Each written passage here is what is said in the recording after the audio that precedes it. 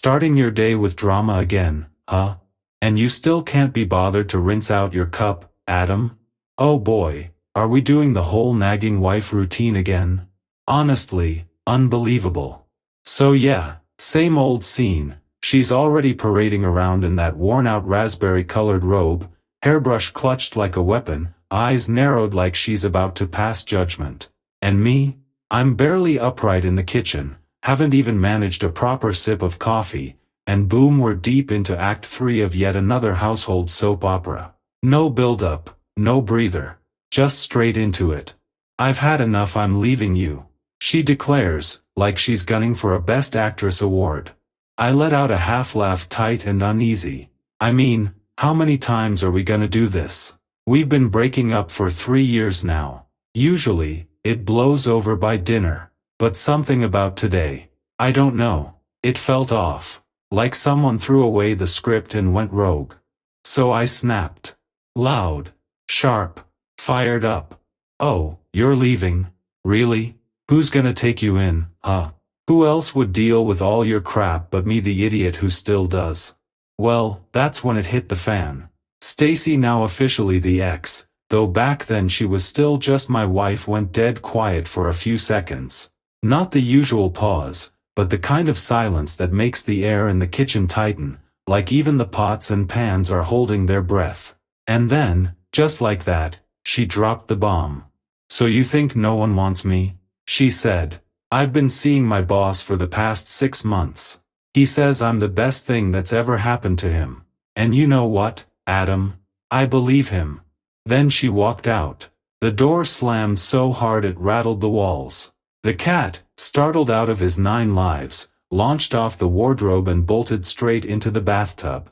Meanwhile, I just stood there, staring at my coffee like someone had slipped cyanide in it. I mean, I'll be honest, Saint, I'm not. We argued constantly. Silly stuff most of the time, wrong movie, wrong towel rack, wrong tone of voice.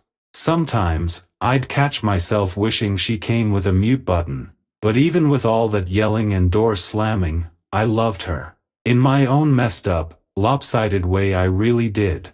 At first, sure, the rage kicked in.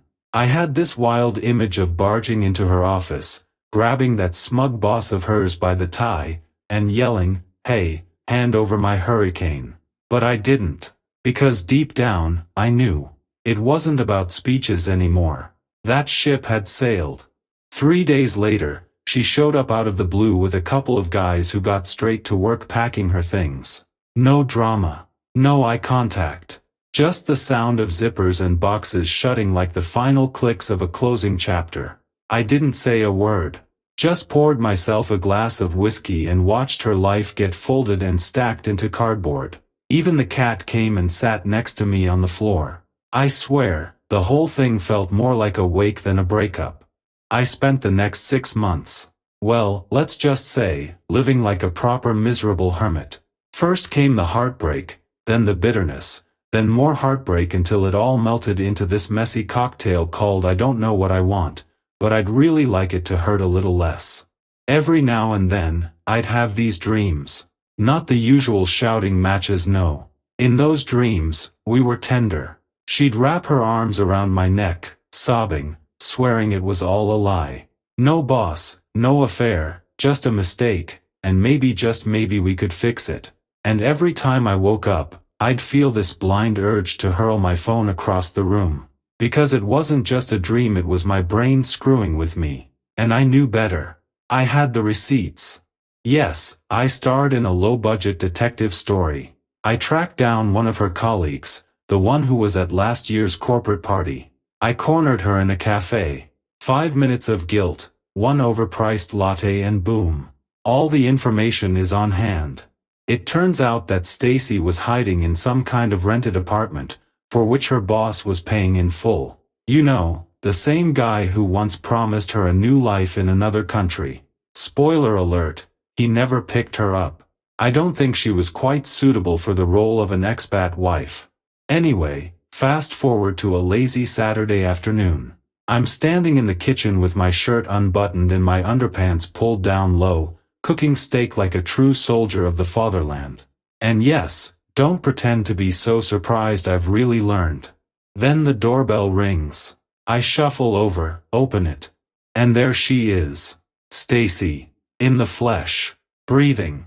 Like nothing ever happened. She walks in like she still knows the place, heads straight for the kitchen, grabs the coffee, pours a cup, and just like that. "Let's give it another shot," she says. And I just stood there, frozen between okay, I'm dreaming and where's the hidden camera crew? Okay, hold on, just stop, I say, and it doesn't come out in my usual husband tone. No, this one's sharper cold, like a cross-examining prosecutor. You get that I could forgive a lot. Hell, maybe even most things. But cheating? That's where the line is. I can't. I close my eyes and I see it. It makes me sick. She lowers her gaze, drops into a chair, silent. And in that moment, it's like I've floated out of my body, hovering just above us, watching this whole scene play out like a courtroom drama. And I'm thinking, well, Stacy, let's hear it. What's your move now? And then softly she finally speaks. I made it up. Back then. I just wanted to get under your skin. You told me no one needed me, and I wanted to hurt you back. And just like that, a tear slides down her cheek real, heavy and lands right in the middle of her coffee. I stare at her, and for a second, yeah, it almost looks like something out of a cheesy movie. Cue the music. A reconciliation. Tears, hugs, maybe a roll of credits and that neat little happily ever after tag. But you know what? Stacy, I say, steady now, almost calm, you really sold that scene. A+ performance. There's just one little problem. I know you weren't making it up. I've pieced it all together, every last bit. I know the address of the apartment. I know who paid the rent. And I damn well know who you were sipping morning espresso with. She bolts up like she's been burned, cheeks flushed red, eyes wide.